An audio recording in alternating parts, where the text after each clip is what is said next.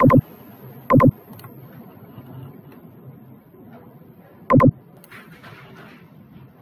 screen is visible, right? Yeah. In this class, we'll be discussing with this VHDL modules. So brief details. In the last class, we have discussed all these. How to write the VHDL. So if it is 2 gates, how we are going to write the coding part of it. If it is a multiplexer, we are going to the different ways of writing the multiplexer problem in the VHDL. So these things we have discussed. Even the JK flip-flops. It's not necessarily only JK flip-flops. In the similar way, you have to do the D flip-flop, T flip-flop, SR flip-flop as well. Whenever you are implementing the flip-flops, so the first thing is you need to know what are all the inputs. If any additional inputs like preset clear, whether it is active low, active high, whether the clock is negative edge triggered, positive edge triggered, you have to look into all those details whatever has been given in the question. If it is a gated flip-flop, you need to look into that as well. Based on that, you need to write down what are all the inputs, what are all the outputs, and then you can write down the code.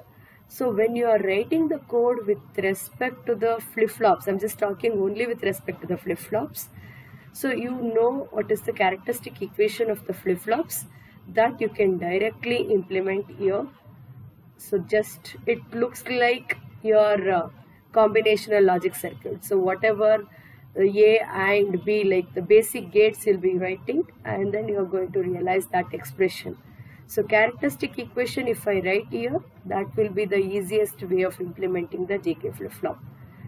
So, and also we know within this block I can write a basic AND OR gates or an universal gates, and also the simple decision making statements, if else, like that, and also a multi-level decision making statements, if this, when this is the case, and else this is the thing, like that. We'll know all these things we have discussed in the last class. Now we will move on to that VHDL modules. So in this, whatever the thing so far we discussed is what we are going to write within that block, the actual logic part of the problem. So now we'll look into that, what is that declaration part. So the declaration is all about what are all the inputs and output signals you are going to use it. These things you are going to write within this entity declaration. So you'll be using the keyword entity, and then you're going to write what are all the inputs and what are all the output signals in that particular VHDL code. And then you're going to specify the internal operation of the module, the logic part, the core part, what I can say, which we have discussed in the last class. That is what you're going to write within this architecture declaration. So this is how, suppose if this is the gate, I'll consider back the same thing. How we are going to write the entity part and how we are going to write the architecture part, because already you know this, we'll be focusing more on this. So if these are the inputs, A, B and D, 3 inputs, E is the output. This is the internal one. So if you remember how to write with this, you can consider this, or without considering this also, still we can able to write it, correct? So we'll consider that as an internal signal and we will write it. So you write entity keyword, the name of this entity, and then is a keyword here, like port. So what are all the ports here? All inputs and outputs. So A, B, D are the inputs.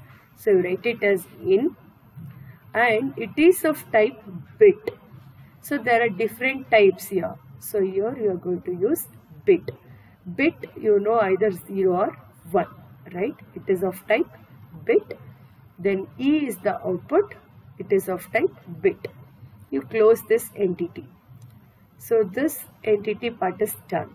And while writing the architecture, so architecture is a keyword, then write the name of the architecture. So it is the name of the architecture of this particular entity. So you are going to write this architecture for this entity is, so I need an internal one, so that I'll write it as a signal. Again, it's a keyword. All these bolded ones are the keywords. Okay. C is the name of this. Again, it is of type bit.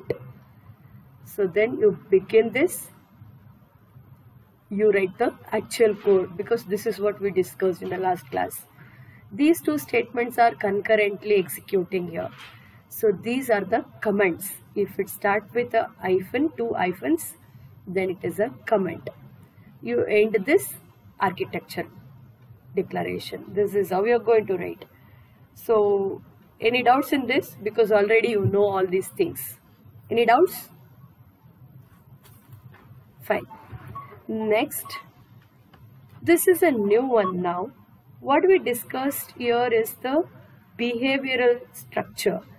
So this is structural mapping, like structural way of writing the VHDL code. So how we are going to write in this? You need to specify the name for these things. Then what is the function we are using? It's not a keyword here. It's just the names we are writing it. Then port map is an important thing here. So you'll not be writing the code like this, A and B. So it will perform A and B, store the result in C. Here you'll be using this port map. Port map is a keyword here. So A, B are the inputs, C is the output. So you have to strictly follow this way of writing the ports. So inputs followed with the output.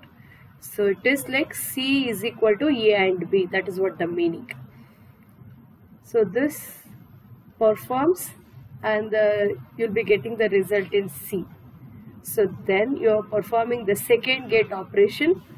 So here you are mapping it like E will be stored with the result of C or D. That's how you are going to write the structural way of writing the program. This is behavioral, this is structural. You'll be learning more details on this, because already we know how to write with the behavioral. If it is concurrent statements, always if you want to give a delay also, we know how to do it. Just use a keyword after, then write the delay, whatever the amount of time and the unit.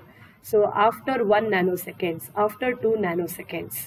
So it just waits till the 2 nanoseconds, then it will come, whatever the results is computed will be stored into C. That is how it will work. Any doubts in this? You don't worry if you don't understand this much clear now, because we are going to discuss more details about this in the next as well. Any doubts? Yeah. Now we are just having a discussion about these things only, how we are going to write this entity and all those things. So specify an entity and an architecture at the top level. So whatever you are specifying, it is in the top level, and also specify an entity and architecture for each of the component modules. So you have multiple modules, you have to write it for every module separately like this. So entity and architecture for every modules you have to write it. How we are going to write these things for every module? So this is what the general syntax, what I can say. Entity, name of the entity is, then you are going to write port. So then you are going to write the details of that. So here if you look in, the contents within the set of square brackets are optional. It is not mandate, it is required for everything like this. Got it? So end, you just write the entity name. You will not be writing your end entity name. Like that you will not be specifying there. So this is optional here. Then next, yeah, that's what has been talked here. And how we are going to write the declaration normally. So list of interface signals. So whatever the number of things, like you have written your A, B, D, all these interface signals, you are going to list it out. Then colon, write the mode. So here the mode is in, here the mode is out. You are going to write the mode here, and then what type of it. This mode is of type bit. This mode is of type bit. This is the mode you are going to specify here. Then Within the set of square brackets, we have specified the colon equals initial value. Means whatever I start here, let it start with some initial value. It's not editable. So if I want to specify some value E, the mode is out, the type is bit, I put a colon here. Let this E start with some value. So bit I can have only 0 and 1. I'll assign it to 1. So E will be 1 when it initiate. Otherwise, I can make this E start with 0 as well. I can write 0. Either 0 or 1, I can specify the value here. If it is of different type, then I can have multiple values for that particular port or that particular signal, what I can say. Is this clear? I can initialize the value for this signals, whatever we are going to specify there. One more thing, if I'm not specifying anything here in this particular problem, I have not specified anything here, then what will be the value for this A, B, C and E? If I'm not specifying, by default these values are 0. Is this clear? List of interfacing signals, the colon, mode, then type, then you're going to specify colon equals the value. So like that you can have any number. That is the reason it's been written with the curly braces. So in the previous problem, if you look in, I have these 3 inputs, this output. Otherwise, I can also specify A input, B input, D input, E output. Like that, multiple things I can specify there as well. Even that is possible. So this curly brace indicates you can have multiple such things based on the problem what you are going to solve it. So here is another example. A, B are the signals which is of type input, mode input, type integer. Here I am assigning the value 2 for it. So 2 is the value will be assigned for A, 2 is the value will be assigned for B. So D is of type bit. So I am not assigning anything, means by default it will be stored with 0. So 0 in the sense, don't consider 0 here if I write and 0 here if I write, both are two different values. 0 here will be an integer value. 0 here is just 1 bit of message, that 1 bit information of message, whatever I can call it. Is that clear? 0 in an integer, 0 in a bit. Suppose 0 in an integer, how we are going to represent that in terms of bit? If my system is of 32-bit processor, so 32 zeros you have to write to represent an integer 0. My system is of 32-bit processor. If the bit is 0, means one single 0, that's it. Be careful with this. Yeah, I think it's been done now. Now we'll look into the things how we are going to write this. So this architecture, the name of the architecture here of what is the name of the entity. So this is what the general syntax what I can say for the architecture. Architecture, name of the architecture, and of the name of the entity you need to write is any declarations you have, you can write it here. This is again optional. So we have not written for any of the lab problems, but in the previous problem we have written C is the intermediate signal. So like that, any declarations you can write it here. And then begin indicates the begin of this architecture, end indicates the end of this architecture. Here again you can write this end architecture, then the name of the architecture, or these are optional. So here the architecture body you need to write it. So now we'll look into this, how we are going to write it for the full adder. Full adder, we know 3 inputs. X, Y are the inputs.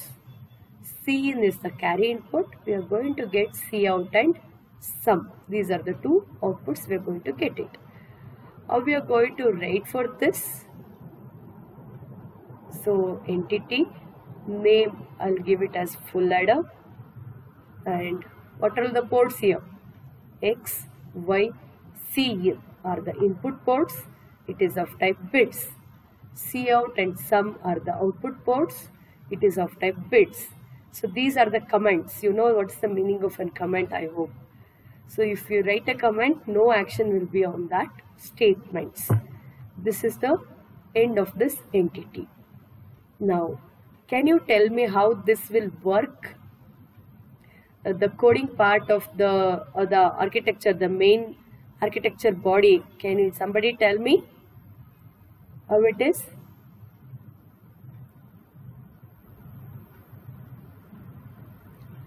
Any of you can answer for this. How we are going to write the architecture body? Because already we have done with this full adder, a lab experiment, a very first lab experiment. We have computed the expressions for all these things. Nobody wants to answer for it? Fine. So you should remember one thing. When I am talking about full adder problem as a lab experiment, there is a constraint given in the problem that it has to use only the basic gates. So whatever the expression we solve it, we represent in terms of basic gates over there. And again, in the basic gates, we were having a constraint in the lab. Only 2 input and 2 input OR gates we were having. So we try to reduce the problem in terms of 2 input and 2 input OR only. Now, since the question is not to realize it on the real hardware components, this is just a theoretical question here and no constraint has been specified. You have to implement only with basic gates like that.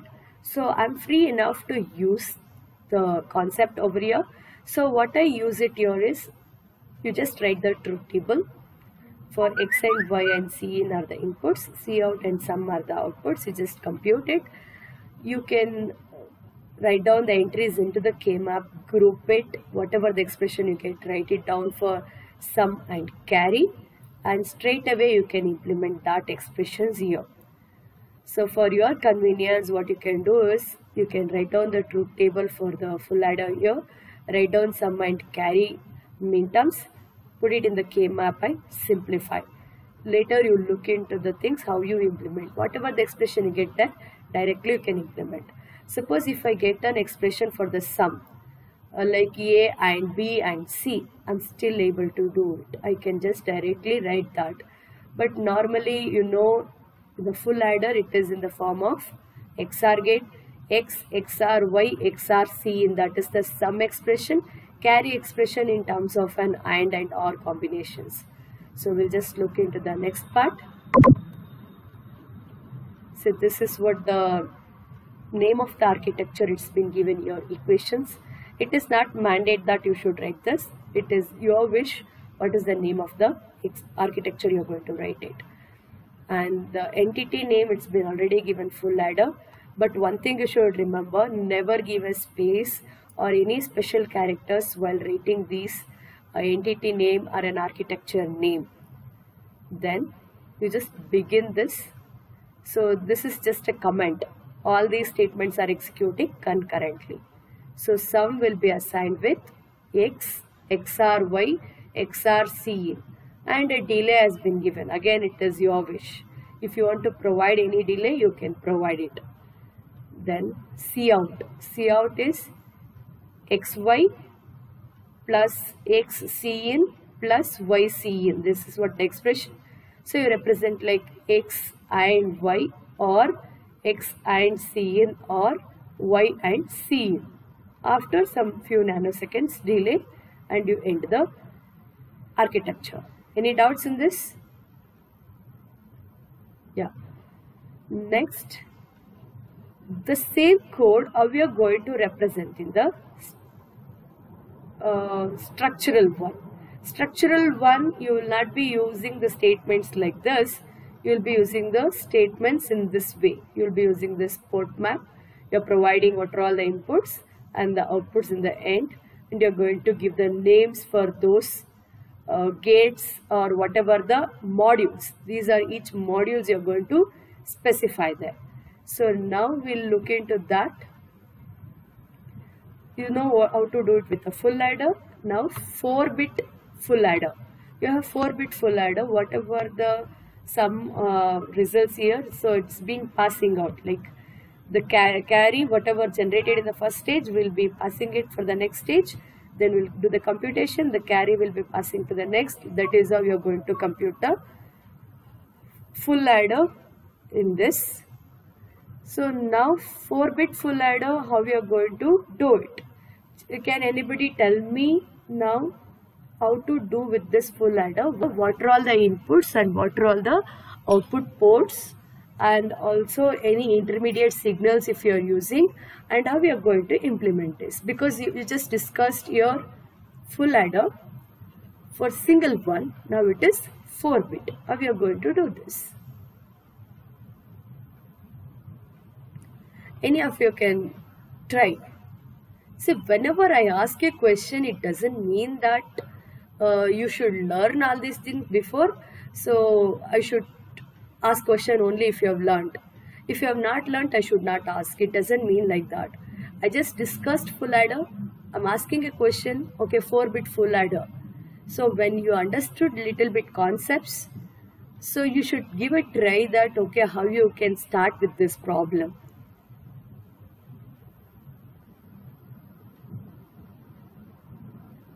Yeah. Nobody wants to try?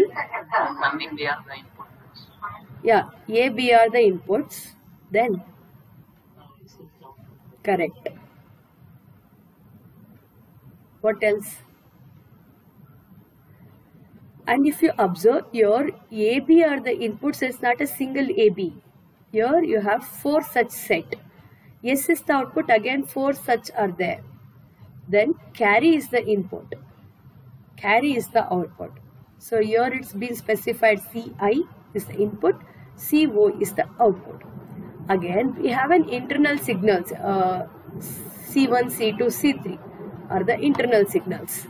Now I will start with, so you write the name of this entity, that is adder. Since it is a 4-bit adder, so I've written adder 4. The name of this A, B are the inputs. Since if you observe here A0, B0, A1, B1, A2, B2, A3, B3, you know how to represent this as a vector. So 0 to 3 or else 3 down to 0. The only difference when I am writing 0 to 3 is 0, 1, 2, 3. That is how it will display in your output screen. The first signal will be A0, A2, A1, A2, A3 like that. If I write 3 down to 0, the first signal will be A3. A3, A2, A1, A0. That is how it will be displayed. So we are making this A and B both are of type, not just bit, it is a vector. Bit, vector. So 3 down to 0. So 3, 2, 1, 0. That is how it will be. Then Ci is the input. It is of type bit. Next. S. S is of type again bit vector. 3 down to 0. C0, it is just an output. It is of type bit. These are the inputs and outputs. Now I need to look into the intermediate as well. So I'll end this entity. It's been closed now. Open the architecture. Once you open this architecture, the name, because I'm going to write the program here in terms of structural, so I'll write this name structure. So previous and all it was behavioral, but I've just used a name suitable for that particular problem. Now I just use the name structure. Again, this is not mandate. Since it is a structural, you have to write structure. No. It's just a name of this architecture. I can give any suitable name here of type entity type adder 4, and this is the component now, because every one I have this intermediate, like first one you do it, then you'll pass on to the second, then you'll pass on to the third, then fourth. So I declare this component and also declare this intermediate signals as well. So that component I've given the name as full adder, because 4 such full adders for all those entity has been declared here. Now each component has been declared here inside. So this component is having 2 inputs x and y, 1 input carry input and 1 S0, 1 carry out. These are the 4 things. X, Y, C in are the input, it is of type bit. C out and sum are the output, it is of type bit. You end that component. Then you write this intermediate signal now. How many intermediate? Only 3. C1, C2, C3. So intermediate signal, the name is C. It is of type bit vector. Why the name vector? Because C1, C2, C3, it is in the same name with a different index.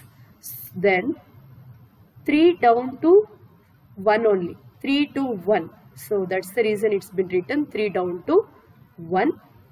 This is the intermediate signal now. Next, you start the code now. Begin. So you just, it initiates these 4 copies of the full adder now. It's just a comment. Okay. So the name of this adders, adder 0 is 1, adder 2, adder 3, like that it's been given.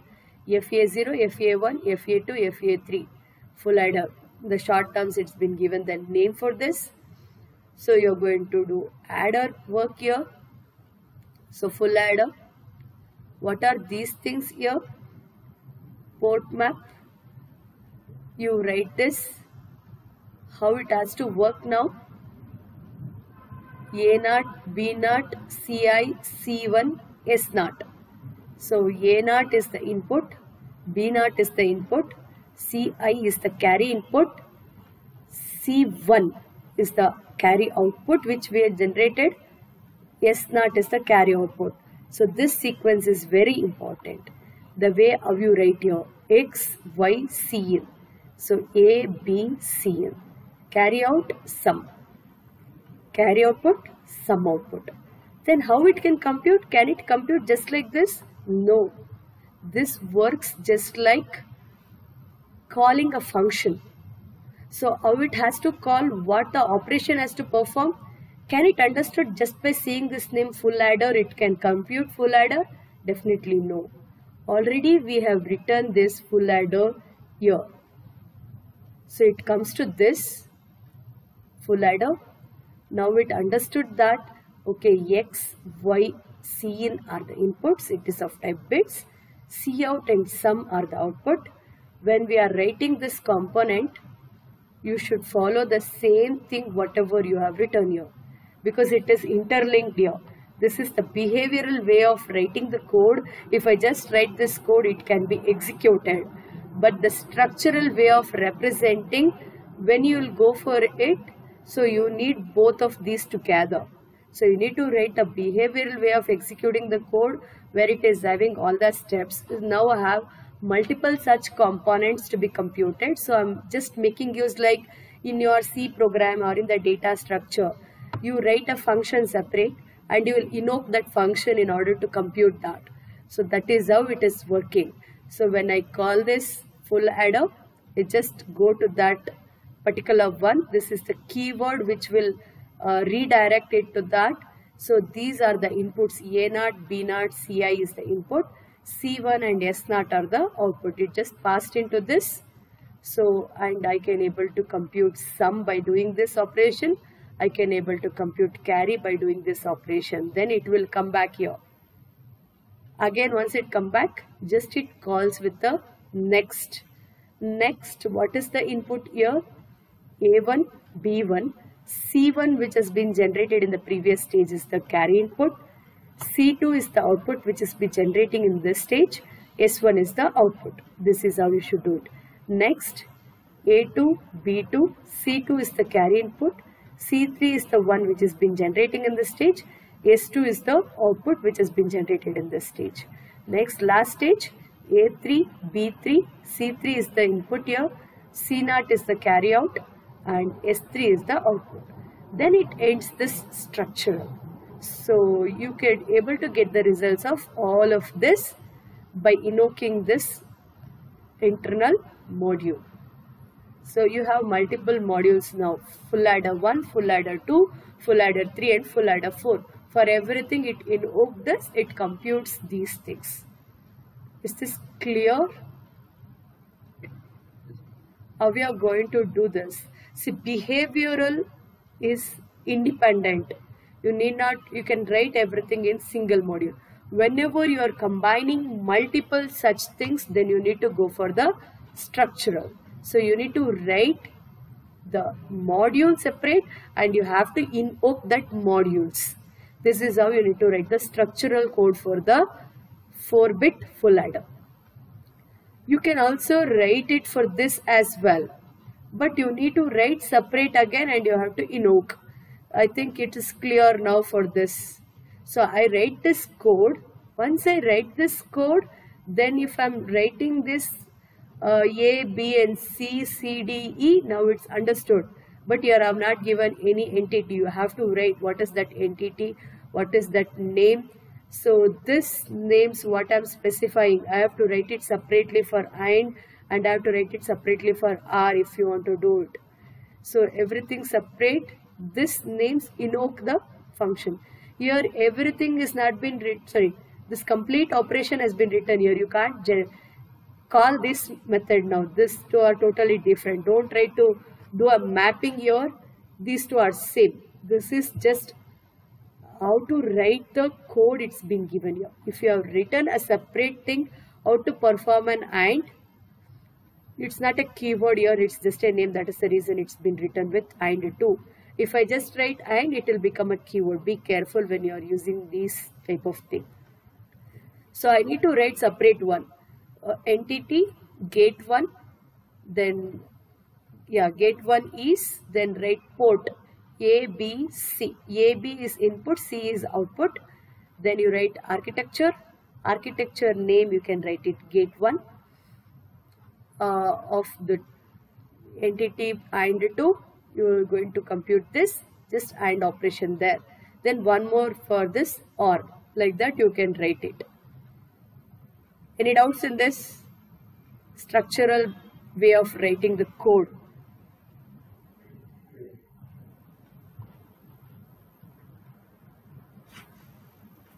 I should speak out if any doubts. So this completes the VHDL module. So next we will switch back to the chapter which we were discussing. One thing I just need to tell you all.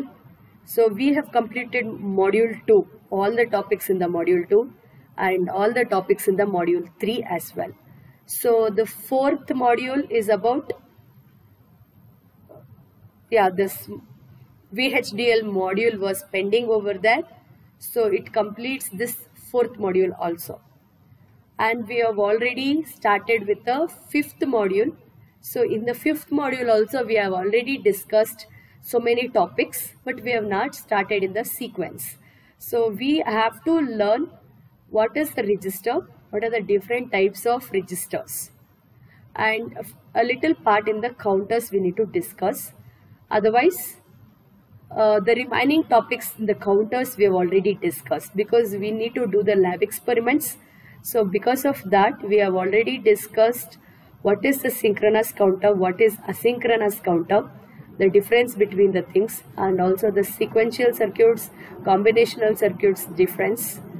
And we have discussed how to design the counters for any given count.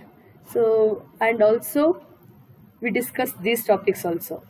So counter for the sequence, like up counter, down counter we have discussed. Counter for any given sequence also we have discussed. But here also I'm just doing the same topic, but there in the previous classes we have discussed with JK flip-flop and SR flip-flop. Now we'll do it with T flip-flop. So using D flip-flop, do it as an homework. So counter for other sequence, some sequence has been given. It is not in the order 0, 4, 7, 3, 2, 3. This is what the sequence given. So if this is the sequence given, it has been asked to implement using a T flip-flop. Then how we are going to write? First write down the present state and the next state. So present state, here don't get confused since I just extracted that content. So the names are like CBA. If you want, if you're comfortable, you can write this. Otherwise, you can write QC, QB, QA, QC, QC n plus 1, or sorry, yeah, QC, it's fine. Then QC plus 1, QCB, QB plus 1, QA plus 1, like that you can write it. Or else N. It's up to you how you write it, okay? Just the names of the present state and the next state, you write it. Present state, there are 3 bits, so write down all 8 combinations. The next state, based on what's been given, you write it. So 0, then it is 4, 0 to 4. So 4 to 7. So 4 to 7. 7 to 3. 7 to 2. 7 to 2. 2 to 3. So 2 to 3. Then 3 to 0. 3 to 0. You write down these things which is not given, you write it as don't cares. So once you complete this you have to do it with T flip-flop. What is the excitation table of the T flip-flop? Anybody tell me? Excitation table of the T flip-flop.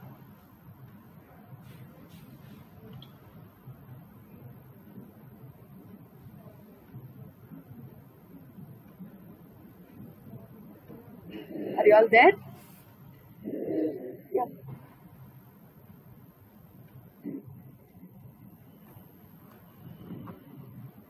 Any of you can answer to me. 0, 0? Yeah. Yeah, this is the excitation table here. It's been opened. So 0, 0 it is 0, 0, 1 it is 1, 1, 0 it is 1, 1, 1 it is 0. So based on this excitation table, you write down the inputs for the flip-flops. TC, TB, TA. So 0, 1. 0, 1 it is 1. Then 0 don't care. 0 don't care, it is don't care. Then 0, 0. 0, 0 it is 0. Like that you just refer this excitation table and fill in the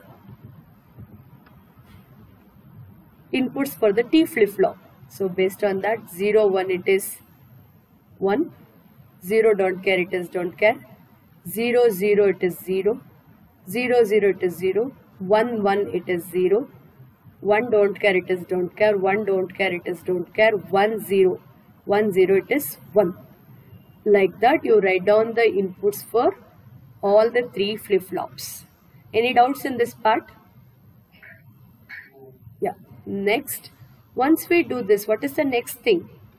You need to scan through these things, write down the main terms for TC, TB, TA and enter into the K-map, simplify the expression.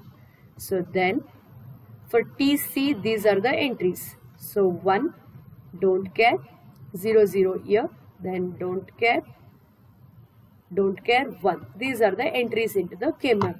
Now we have to do the grouping. How to do the grouping now? So for this one, this is the only option, do this grouping. So what is the result for this? Result for this grouping.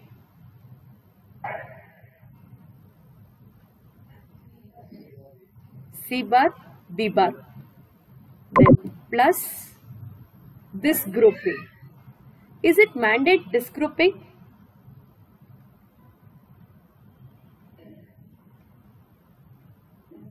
No, I can do this grouping or I can do this grouping. So then I will be having 2 different answers. I can make use any of the answer, but both the answers are right. Okay.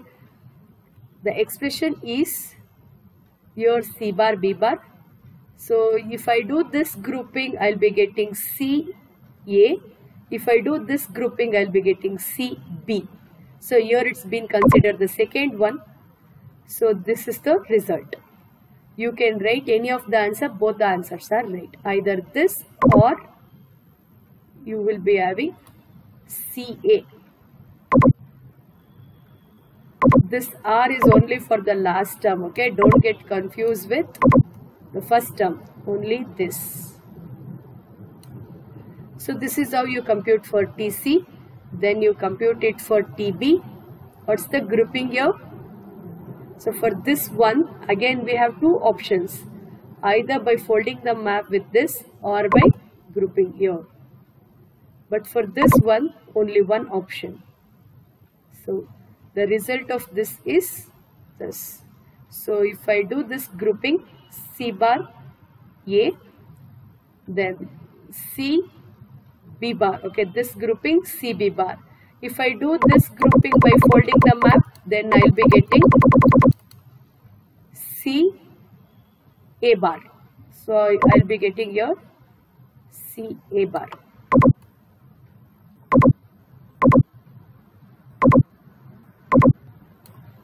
So either this or that. You write only one. Don't try to write both of this. You can write it separately. You can write it for your convenience, both of this. But in the exam or in the test, write only one. One is fine enough. Next, scan through this TA. Write the entries for that. Then do the grouping. So in this, so if I want to do this one, this is the one best option I have. All these four in one group. Then for this one, this is the best option. I can do this grouping. Only these possibilities, no other possibilities. So I'll be getting the result here is C bar, sorry. Yeah, here nothing is common here in this. So here I'll be getting B. Here I'll be getting C. So B plus C or C plus A. It's up to you how you are going to write it. This is what the expression you got it. So once you get this expression, what next you have to do? What next? Yes, circuit. Now the circuit is not so simple. The flip-flop was very simple. If you look into this, the excitation table also very simple. Easily you can remember 0, 1, 1, 0. Very easy. So the things very easy here, but the expression what we get here is little complex. The circuit, 3 flip-flops, TA, TB, TC. Then input for the TA is C plus B. Output of the last two stages to be given to the OR gate, then it should be given as an input for TA. Then TB, C bar A, last stage complementary output, first stage output, plus, if I'm doing like this, last stage C and the first stage complementary. Otherwise, if I'm doing this, the same stage C and B bar. See here, it doesn't mean that it should be from the other stage. No, because output depends on the present inputs and the previous outputs. So any expression, whatever you write, it's correct, but you follow one particular one. That's it. Don't try to write both of these, okay? That will not work. So you have to write one of this. So this is what the circuit for that. So here the A flip-flop has been written last, C has been written in the first. It doesn't make any changes. You can just write it according to your convenience. But be careful, C has to be extracted first because this is the most significant bit output. So QC or C, what I can specify is the MSB. So most significant bit, you should extract this first, then B, then A. A is the least significant bit. Is this clear? Yeah. So if you just look in here, it's also been given the timing diagram. So the timing diagram, so what are all the inputs here? TA, TB, TC are the inputs, A, B, C are the outputs. And if you look into this circuit, the circuit has been written with bubble and an angular bracket. So what's the meaning of this? Bubble and angular brackets.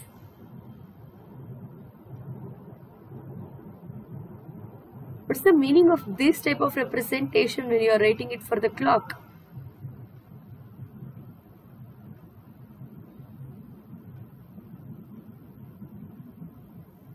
None of you know about it?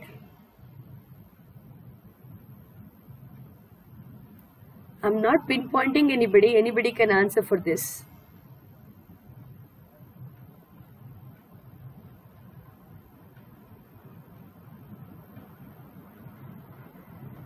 Then what is the point in teaching all these things for you if you don't know what is this represents? Negative edge. See, bubble indicates invert. Angular brackets indicates it is an edge. So just an angular brackets, it is a positive edge.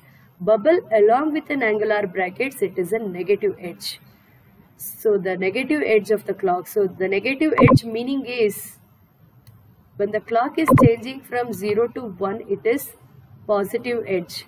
The clock is changing from 1 to 0, it is negative edge, the down arrow.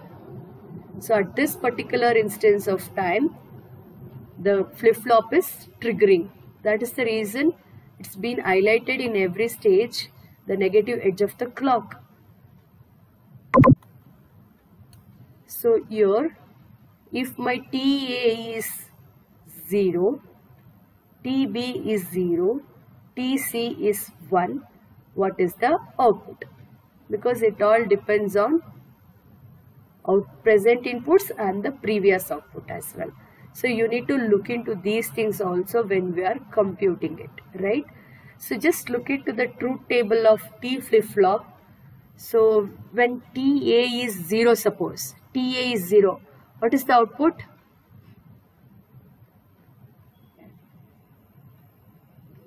TA is 0, output of A is previous state. TA is 0, output of A is previous state. TA is 1, output of A is toggle. Never forget the truth table, okay? If you remember the truth table, TA 0, previous state in the sense, okay, TA 0 here, previous state also 0, then next output also 0, because previous state. Here, TA is 1 here, previous state is 0 here, so TA is 1, previous state is 0, but it is toggle, right? When TA is 1, it is toggle. Since it was 0, next output is 1. Again here it is 1, previous state is 1, again it is, because since it is 1 here, it is toggle. So it's been changed to 0. Again 1 here, toggle, so 1. 1 here, toggle, 0. It's keep toggling here. Only one case with previous state because it was 0 here. Be careful with this truth table. Similarly, you can work out with the other.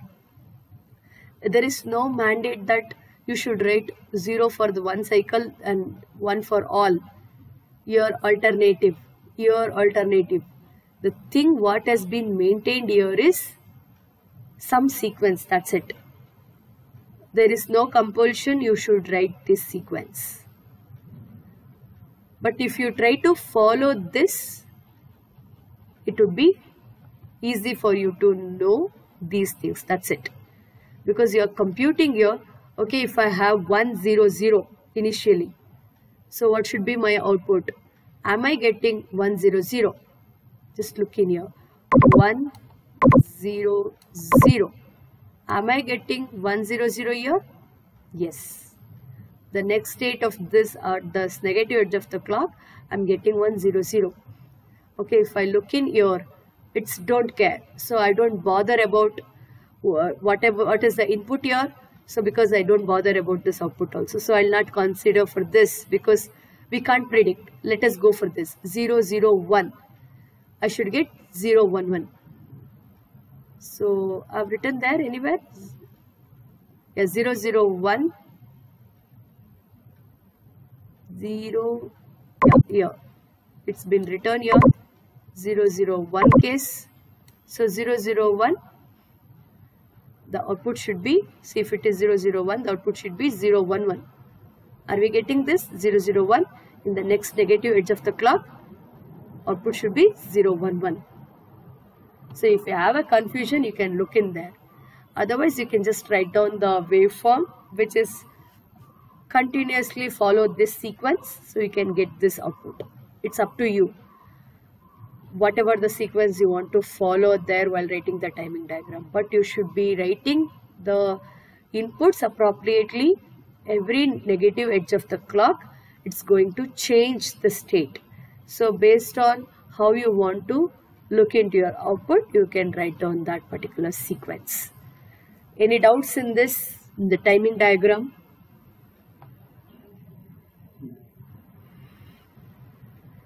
No doubts? So similarly, can you able to do it for the D flip-flop? Yeah. The same sequence, you can do it as a homework. You can take down these things in your notebooks. So these sequence, and write down for the D flip-flop, do the computations for the D inputs. Similarly, draw the circuit, and you can write the explanation part. Writing the waveform will be helpful for you to do the explanation. That's it. Any doubts you can ask me, and you can take down these things as well for your, it will be helpful for you to understand the subject better. Yeah. Anything else you want to ask me?